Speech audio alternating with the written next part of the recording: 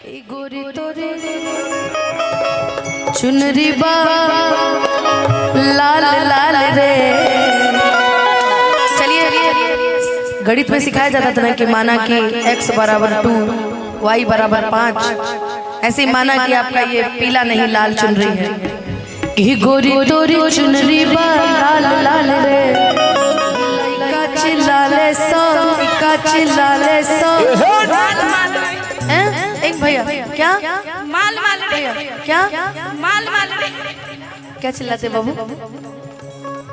अरे बोल माल माल माल माल। कितना अच्छा लगता है ना जब एक माल खुद माल बोल रही है। प्रिंसिपल की बेटी तो किसको कोई क्या बोलेगा? वाह एक्सपेक्ट थोड़े हो रहा है कि लइका चिल्लाले समाल माल रे।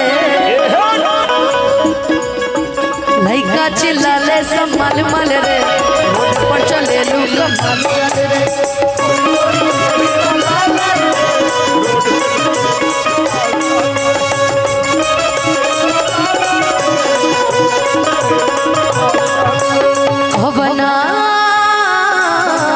कवना साबुन से नहालू करे कचिला हरा जानू करे कचिला हरा जानू।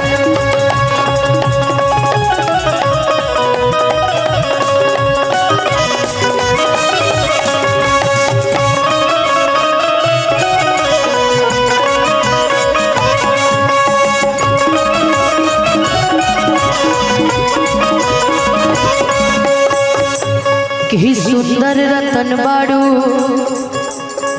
तहरो न जोड़बा।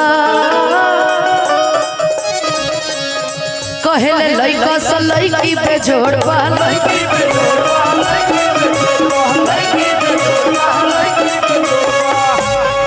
कि सुंदर रतन बाड़ू सुंदर रतन बाड़ू तहरो न जोड़बा न जोड़बा। कहेले लइका से लइकी पे जोड़बा।